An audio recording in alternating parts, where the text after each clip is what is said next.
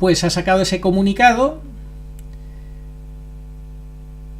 junto con su obispo auxiliar a los sacerdotes de su archidiócesis, y ha habido un sacerdote que ha saltado al ruedo para echarles un capote, para que el toro no les pille, para que no se dejen engañar con tanta palabrería, con tanta vuelta y revuelta para intentar justificar lo injustificable. Señores, las cosas de Dios son mucho más sencillas. Su lenguaje es sí, sí, no, no, y ya sabemos que el lenguaje de Tucho y de Bergoglio es todo lo contrario. El falso guardián de la fe, Tucho Fernández, es, según el profesor don Antonio Caponetto, el prefecto pornógrafo, y además alertamos a los sacerdotes de Toledo: no se dejen engañar. Lo que queda al fin es una sensación de asco, de repugnancia, de náusea, de fetidez. Lo que queda es el drama de una iglesia sodomizada y sodomizante, encabezada por un comediante aciago, manejada por impostores y tramposos, abyectos y míseros purpurados, que más parecen salidos del hampa, de los lupanares y de las pestilentes zonas rojas suburbanas que de los soplos, las lumbres y las llamas del Espíritu Santo. Aunque quede asimismo y por sobre todo los reveses la esperanza invicta de que la revolución no derrotará la revelación. María Inmaculada, vencedora de la serpiente, ora pro nobis.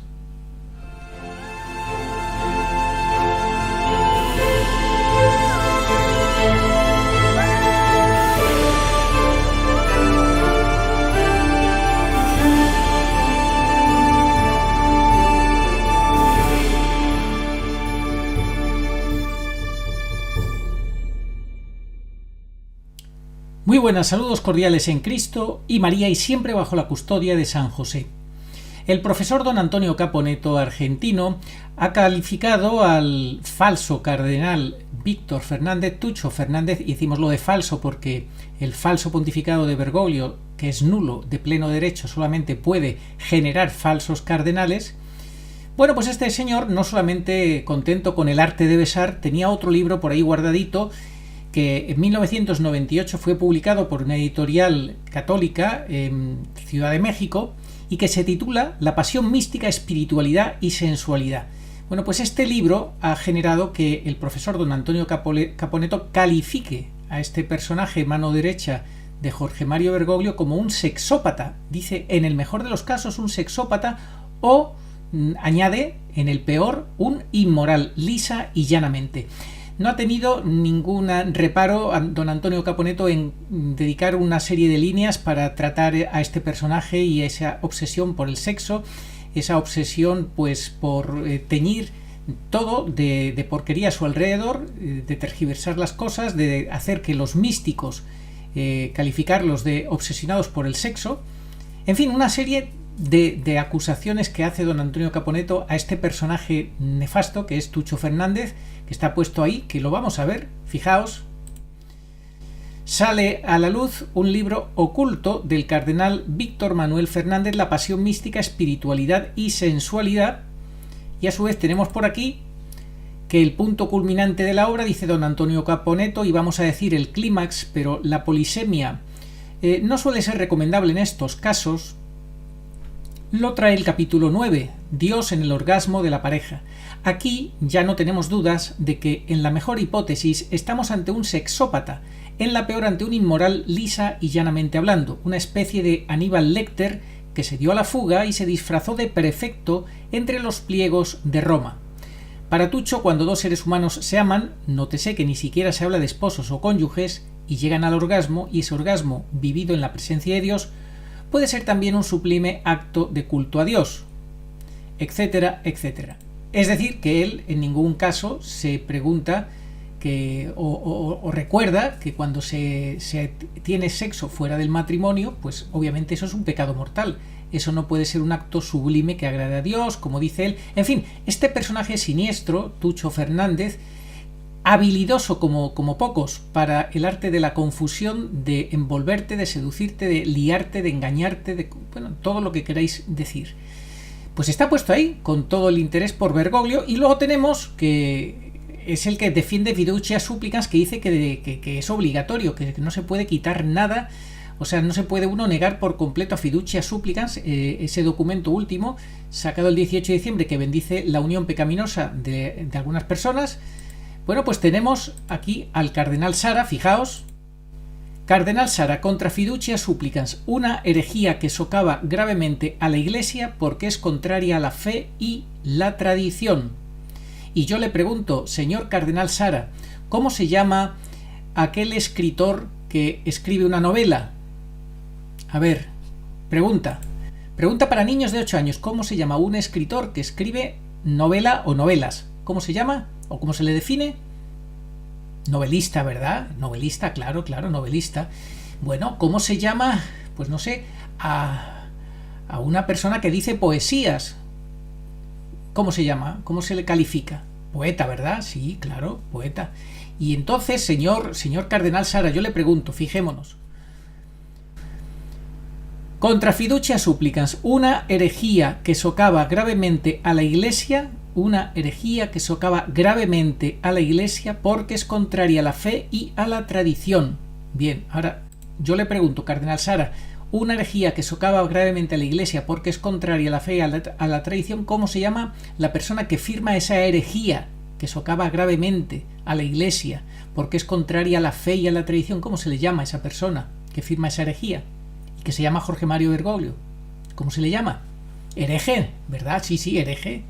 ¿Y usted por qué no termina de apuntar al máximo responsable de la herejía y de la confusión y del daño que tiene la Iglesia en sus hombros, soportándola y que la está hundiendo? ¿Por qué usted se empeña en defender a Bergoglio? Miren, todos estos personajes, como ahora vamos a ver un documento que ha sacado el Arzobispado de Toledo para sus sacerdotes. Lo vamos a leer, algunos puntos fundamentales de ese documento, y vamos a contar con la ayuda de un sacerdote que va a refutar ese documento, que lo va a criticar. Es que al final, señores míos, a ustedes lo que les pasa es que por defender lo indefendible y pretender salvar a toda costa al que va vestido de blanco disfrazado de papa, ustedes hacen el ridículo. Ustedes van contra la lógica. Ustedes se contradicen a sí mismos. Ustedes pretenden cuadrar el círculo. Todos ustedes, todos. Y entran en eso precisamente, en un círculo vicioso. Como vicioso parece ser ese falso cardenal llamado Tucho Fernández, que se está encargado por Bergoglio de defender ese documento herético. Vamos a ver, por tanto, lo que pasa en Toledo, en España. Fijaos, Archidiócesis de Toledo, ahí tenemos al máximo representante de la archidiócesis con el falso Papa Bergoglio. Comunicado del arzobispo y el obispo auxiliar a los sacerdotes de la archidiócesis, tras la publicación de la declaración fiducia supplicans del Dicasterio para la Doctrina de la Fe y la posterior nota de prensa de los superiores del Dicasterio del día 4 de enero, el arzobispo de Toledo, Monseñor Francisco Cerro Chávez, y su obispo auxiliar, Monseñor Francisco César García Magán, han dirigido un escrito a los sacerdotes de la archidiócesis, ofreciendo algunas orientaciones con la intención de que contribuyan a leer el documento en esa hermenéutica de la Reforma en la continuidad. Mire, señores, no nos tomen el pelo. Con Bergoglio no hay reforma de continuidad, no hay continuidad alguna, hay absoluta rotura. Hay rotura, lo explicamos. Que a partir del 2017, con la publicación en Acta Apostólica de las interpretaciones de los obispos de Buenos Aires, de Amoris Laetitia, había una total rotura en la Iglesia. Lo escribió explicándolo muy bien el padre Bonifacio. Aquí lo hemos explicado en algún programa. Dejen ustedes, arzobispos y obispos, de autoengañarse y engañar a sus sacerdotes. No hay continuidad, hay rotura. Hay rotura en el magisterio. Lo leíamos ayer en el programa donde contábamos que un jesuita está dando ejercicios espirituales a 30 obispos de España, en Madrid. Ejercicios espirituales que son rotura con el magisterio anterior. Un sacerdote jesuita que está en contra de 2 papas anteriores y del magisterio de Pablo VI en Humane Vitae y del magisterio del Papa Juan Pablo II en Familiares Consorcio. Es que es imposible que ustedes quieran engañar a sus sacerdotes, a poco despiertos que estén los sacerdotes, es imposible que ustedes les engañen. Vamos a ver cómo lo analiza. Aquí lo tenemos. El comunicado a los sacerdotes del presbiterio de la Archidiócesis de Toledo, firmado el 5 de enero, para tratar de convencer a los sacerdotes que no pasa nada, que se lo tomen con calma, que no caigan en las trampas del demonio. Resulta curioso que les hablen de no caer en las tentaciones y en las trampas del demonio, del maligno, cuando precisamente fiducia supplicans es el engaño del maligno. Vamos a escuchar unos fragmentos de este comunicado que un sacerdote ha entresacado y que él comenta. Nos sentimos movidos a dirigiros estas indicaciones con la intención de que contribuyan a leer el documento en esa hermenéutica de la, comillas, reforma en la continuidad, cierra comillas, y que permitan mantener nuestra comunión eclesial con Jesucristo, que pasa por la comunión con el sucesor de Pedro. Francisco José Vegara, sacerdote de Orihuela, Alicante, comenta este primer párrafo y el resto de párrafos que él ha seleccionado de la siguiente manera. La hermenéutica no es todopoderosa, sino que debe respetar el sentido literal en el que se basa. Por tanto, no se puede hablar de hermenéutica de la continuidad entre dos textos que literalmente se contradicen, como ocurre con la actual declaración que permite la bendición de las parejas irregulares y con la que hizo la Daria, que afirmaba que no se puede bendecir el pecado. Recordemos que aquella, que fue en el año 2021, todavía vivía Benedicto XVI, y ahí dijeron claramente que era imposible, que era pecado eso de bendecir las uniones pecaminosas y demás. Como vivía Benedicto, el catejón, pues Bergoglio no se atrevió a dar el ok. Ahora ya, a finales del 23 y principios del 24, pues claro, con todo descaro dicen que sí, que eso se puede hacer y lo tratan de justificar de miles de maneras. Pues dice que no se puede bendecir el pecado. Esa presunta hermenéutica no es en el fondo más que un engaño. O sea que a lo que apela el arzobispo de Toledo está apelando a un engaño. No es verdad esa hermenéutica de la continuidad, ya lo he dicho yo antes. En ningún lugar dice la doctrina católica que la comunión con el sucesor de Pedro, suponiendo que Bergoglio fuera su sucesor de Pedro, que sabemos que no lo es, permita la ruptura con las afirmaciones que hace la Biblia, la cual considera la práctica de la homosexualidad como el pecado abominable, indigno, por ende, de ser bendecido por ser más bien objeto de la maldición de Dios. Seguimos. El documento de la doctrina de la fe participa del magisterio ordinario del Papa por llevar la firma del Sumo Pontífice. No se trata de una intervención definitiva o irreformable, sino que pertenece a ese orden de verdades que el magisterio propone como doctrina católica, que pide un religioso asentimiento de voluntad y entendimiento, puesto que autoritativamente está por encima de cualquier otra interpretación de la palabra de Dios. Lo primero es completamente cierto, dice el padre Francisco José. Se trata de un texto magisterial. No en sentido extraordinario, sino ordinario, el cual también exige, como ahí se dice, asentimiento religioso, pero al final se incurre en gravísimo error, pues que la interpretación magisterial de la palabra de Dios esté por encima de la interpretación de cualquier otra instancia, no significa que pueda contradecir objetivamente dicha palabra, ni que pueda inventarse lo que objetivamente no se halla en la misma, sino que toda interpretación está sujeta a unos límites objetivos, marcados por el objeto interpretado. Por eso, no se puede hablar de interpretación absoluta, sino que la interpretación es por definición relativa a lo interpretado, de lo que objetivamente debe depender. Por otra parte, el tipo de documento elegido como declaración lo sitúa en la línea de otras intervenciones autorizadas que no pretenden proponer nuevas verdades de fe, sino más bien recordar cuestiones perennes, si acaso actualizando alguna praxis eclesial que permita salvaguardar el depósito recibido en la revelación. Obviamente eso es falso, y vamos a ver cómo lo explica el padre Francisco José. Por mucho que el texto magisterial pretenda no proponer nuevas verdades, hay que acudir al contenido y no dejarse engañar por la enumeración de intenciones, y así resulta que no hay nada más novedoso que la contradicción de la doctrina anterior, que prohibía las mismas bendiciones que ahora se permiten. Hablar entonces de mera praxis es un completo engaño. Fíjense, señores sacerdotes de la diócesis de Toledo, fíjense que estamos hablando de un completo engaño. Así lo define este sacerdote que está realmente preocupado por ustedes. Hablar entonces de mera praxis es un completo engaño, pues la permisión de la aplicación de un sacramental sobre ciertos casos, las uniones irregulares, afecta de lleno a la doctrina que prohibía esa aplicación y que ahora es anulada. El elemento más problemático que ha suscitado ciertas reacciones es la introducción de ese nuevo género de, comillas, bendiciones pastorales, cierra comillas, en situaciones irregulares. El problema es que ese nuevo género no existe, ya que, aunque efectivamente las bendiciones no tienen por qué ser litúrgicas, sí son sacramentales, y así acciones sagradas, de modo que su aplicación sobre algo pecaminoso es una verdadera profanación.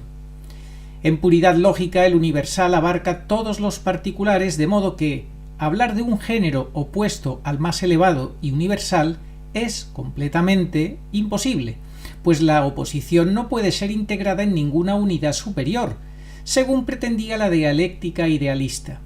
Por tanto, como la bendición es una acción sagrada, ha de ser excluida, por evidente incompatibilidad, su aplicación a cualquier situación pecaminosa, como sería una situación irregular. Más allá de que el uso del mismo término bendición se preste a confusión, el documento apunta a dos realidades esencialmente heterogéneas. De una parte, nada cambia al respecto de la disciplina litúrgica de la Iglesia, que es la que expresa el dato de la fe, lex orandi, lex credendi. La nueva propuesta, según lo indicado en el documento, es más bien una oración de intercesión que no tiene las características de un sacramental, sino que es un gesto de acogida personal. Puesto que la bendición es un sacramental, es falso que no se cambie la disciplina litúrgica de la Iglesia, como también lo es que se trate de una simple oración de intercesión. En efecto, ¿cómo no va a suponer un cambio permitir lo que antes se prohibía? ¿Y qué intercesión se puede aplicar sobre los que, alardeando del propio pecado, que es la misma unión irregular, se cierran a toda conversión, que es lo primero que la Iglesia debe pedir por ellos? En la nota de prensa que firman el prefecto y el secretario del dicasterio añaden, comillas, no son una consagración de la persona o de la pareja que las recibe, no son una justificación de todas sus acciones, no son una ratificación de la vida que llevan, cierra comillas. Abre comillas de nuevo. Ante todo deben ser muy breves. Se trata de bendiciones de pocos segundos, sin ritual ni bendicional. Si se acercan dos personas juntas a implorarla, sencillamente se pide al Señor paz, salud y otros bienes para esas dos personas que la solicitan. También se pide que puedan vivir en plena fidelidad al Evangelio de Cristo para que el Espíritu Santo pueda liberar a esas dos personas de todo lo que no responda a su voluntad divina, de todo lo que necesite purificación, cierra comillas. Abre comillas. No pretende justificar algo que no es moralmente aceptable.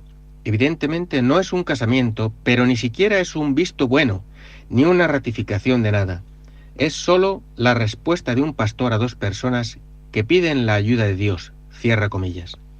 Por mucho que se diga lo contrario, una bendición siempre es, tal como indica el mismo término, la consideración como bueno de aquello sobre lo que se dirige, y eso significa, en efecto, una justificación, aunque con evidente afán de engaño se insista en lo contrario. Aquí el padre Francisco José vuelve a insistir en que hay un afán de engañar. Atención sacerdotes, estén atentos, por favor. Además, pedir meramente bienes temporales cuando se vive ajeno al bien sobrenatural que comienza con la conversión es algo contrario al espíritu evangélico más elemental. Y hablar de pedir sobre esas personas la liberación del pecado suena puro sarcasmo, cuando realmente se está haciendo ostentación del mismo pecado. La indicación de la duración raya sencillamente en el ridículo. Pues es que es ridículo. Eso de que las bendiciones sean rápidas, que duren 10 segundos o menos. Esto es absurdo. Porque es que es como si tú dices que matar a una persona en un segundo, pues ya... Pero por favor, si es que da igual que dure un segundo. Tú has matado a una persona en un segundo, pues ya basta para cometer un delito gravísimo. Un pecado gravísimo.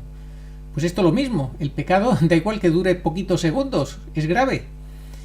La indicación de la duración raya sencillamente el ridículo, como si la mera brevedad, que posee la virtualidad de hacer doblemente bueno lo que ya lo era, llegase incluso a trocar en bueno lo que en sí es malo, obvio.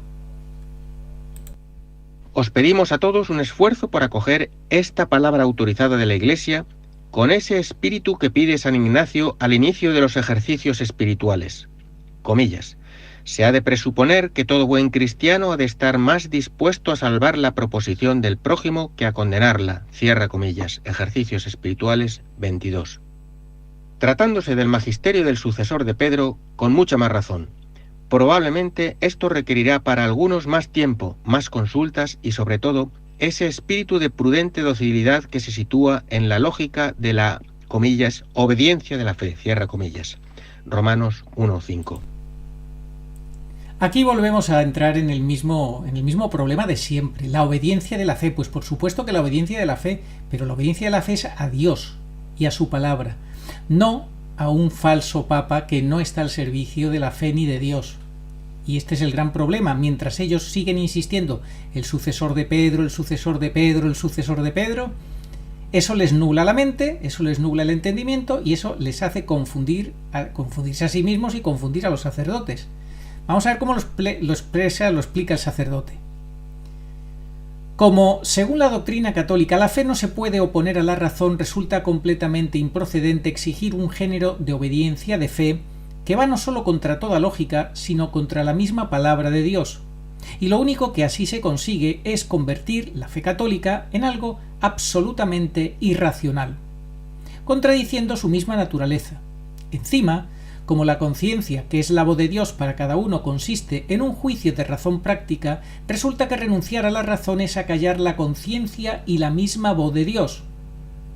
Si se reconoce entonces que la aberrante permisión de la bendición a parejas irregulares pertenece ya al magisterio del sucesor de Pedro, lo cual sería aberrante, obviamente, solo caben dos opciones lógicas: la ilegitimidad de tal sucesor, que sería un falso sucesor, no sería un sucesor realmente de Pedro, sería otra cosa, en este caso claramente un antipapa y algo peor que un antipapa, o la falsedad de la doctrina católica que garantizaba mediante la asistencia del Espíritu Santo que jamás se produciría una contradicción magisterial, que es justamente lo que acaba de ocurrir, por más que digan que aquí hay continuidad, falso.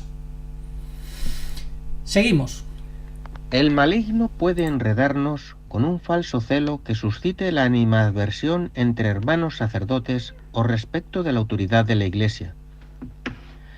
La herida de la unidad de la Iglesia ha demostrado siempre producir daños más profundos y permanentes que la mayoría de las discusiones teológicas. Señor arzobispo de Toledo, no se trata de un falso celo, no, el maligno no nos está confundiendo con un falso celo, es un falso magisterio. ¿Por qué no ponen los puntos sobre las íes, el dedo en la llaga? El dedo en la llaga es que no es un falso celo, es un falso magisterio que ustedes no quieren reconocer y decir claramente. Es curioso, dice el padre Francisco José, es curioso que se hable de falso celo cuando se trata de preservar la pureza doctrinal. Si eso mismo se hubiera pensado a lo largo de toda la historia, no habría tenido ni un solo cisma, pues el camino más fácil siempre es el de integrarlo todo, sin darle mayor importancia. Pero claro, colocar la unidad por encima de la doctrina es convertir a la Iglesia en una mera estructura sociológica, carente de todo fundamento objetivo, sino que serían suficientes los meros intereses subjetivos, y para eso sobraría pues toda la revelación. Bastaría con la cáscara vacía de un organigrama que igual podría servir para cualquier ONG. Además, achacar la confrontación para defender la pureza doctrinal a una acción del maligno, que iría contra la unidad de la Iglesia, es un total contrasentido, como si precisamente el verdadero fundamento de la Iglesia y de su unidad no fuera otro que la perennidad de su doctrina. Por eso, tras tocar la doctrina, que es justamente lo que se está haciendo, supone en definitiva sustituir a la verdadera Iglesia católica por otra completamente distinta. Así es, y es que esto no lo esconde ni Bergoglio ni su gente, que desde el primer minuto lo están diciendo: nosotros somos la Iglesia del nuevo paradigma, o dicho con otras palabras, un nuevo evangelio. Y todos ellos, con Bergoglio a la cabeza, son anatemas. Pero los obispos que se empeñan en cuadrar el círculo, y los sacerdotes y los youtubers que se empeñan en cuadrar el círculo y en defender lo indefendible, pues se hacen cómplices y encubridores de estos que ya dice San Pablo que son anatemas. Vamos a seguir, que ya queda poco. Ni hay obligación automática de hacerlo ni de no hacerlo. Cada uno es responsable ante Dios y ante su propia conciencia, que incluye el deber de formarse bien y ser dóciles al Espíritu Santo y a sus mediaciones. En moral no existen los actos indiferentes, sino que todo acto humano ha de ser bueno o malo. No puede ser indiferente el acto.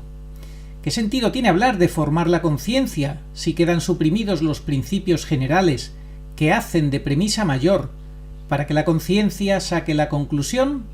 ¿Acaso el Espíritu Santo puede suscitar espontáneamente cosas contradictorias y puramente volubles? Tampoco podemos dejar de anunciar la verdad del amor de Dios Trinidad, que ha propuesto caminos de santificación y plenitud para todos sus hijos. Hemos de acompañar, proponer la conversión y la vida buena del Evangelio con corazón de pastores que saben conjugar verdad y bondad, misericordia y apremio por la salvación. ¿Cómo se puede hablar de conversión?, se pregunta el padre Francisco José Vergara. ¿Cómo se puede hablar de conversión cuando el mero propósito de ésta se ha considerado irrelevante para impartir el sacramental de la bendición? O sea, a toda costa se quiere bendecir, dejando en un segundo o tercer plano el tema de la conversión. Si de verdad se le diera alguna importancia a la verdad, habría que empezar por proclamar la primera verdad que se desprende del hecho de la convivencia irregular. Esto de irregular, porque habría que decir en pecado mortal, pero bueno, irregular.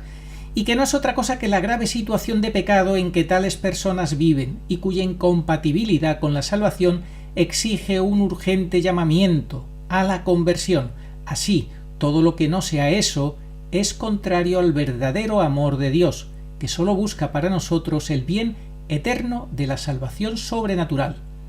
Firma Francisco José Vergara Cerezo, sacerdote de Orihuela, Alicante. Y nos ha pedido que difundiéramos esta interpretación suya para tratar de ayudar a los sacerdotes de la diócesis de Toledo, que les preocupa. Le preocupa mucho a este sacerdote y bueno, y ya sabemos quién está detrás de todo este gran engaño, de toda esta gran movida que no es más que la serpiente engañadora, confundidora, y que ya hemos visto, que escribe libros en los cuales acusa a los místicos de que lo que les mueve en el fondo son tendencias sexuales que buscan el orgasmo con Dios de una manera o de otra. Es terrible.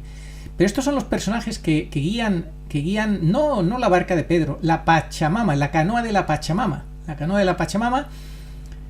Y esto es lo que hay arrastrando a la Iglesia y bueno, nosotros pidiendo al Señor que ya pues que nos pueda permitir separarnos de todos estos personajes, que haga ya su criba definitiva. Se lo pedimos al Señor. Es el Señor quien lo tiene que hacer. Él lo dice: no arranquéis antes de tiempo el trigo, la cizaña va a ser que arranquéis el trigo. O sea que nosotros denunciamos, tenemos que hacerlo. Las obras de las tinieblas es exigencia de la palabra de Dios, pero es el Señor quien tiene que hacer esa separación del trigo y la cizaña. Se lo pedimos que lo haga, porque esto ya no tiene mucho más recorrido. Esto es ya repetir todos los días una barbaridad tras otra, un escándalo tras otro, siempre los mismos personajes detrás, ellos burlándose de Jesucristo, burlándose de todos nosotros, riéndose a carcajada limpia. Así está Bergoglio, así está Tucho Fernández, así están todos estos personajes siniestros en su teatro de la confusión y del engaño, y ya nada más que engañan a quien quiera dejarse engañar. El arzobispo de Toledo, pues lo hemos visto ahí lo tenemos, pues ha sacado ese comunicado junto con su obispo auxiliar a los sacerdotes de su archidiócesis, y ha habido un sacerdote que ha saltado al ruedo para echarles un capote, para que el toro no les pille, para que no se dejen engañar con tanta palabrería, con tanta vuelta y revuelta para intentar justificar lo injustificable. Señores, las cosas de Dios son mucho más sencillas. Su lenguaje es sí, sí, no, no, y ya sabemos que el lenguaje de Tucho y de Bergoglio es todo lo contrario. Bueno, y es que si todos recordamos lo que decía el Génesis en 2:17, puedes comer de todos los árboles del jardín, pero del árbol del conocimiento del bien y del mal no comas, porque el día que lo comas tendrás que morir. La advertencia de nuestro Señor es clarísima, y ya podrá venir quien quiera que sea revestido de cardenal, de falso cardenal, o revestido de papa, de falso papa, para tratar de confundir y de engañar, que la palabra de Dios es eterna y permanece para siempre. Solo se dejará engañar quien se quiera dejar engañar. Nada más.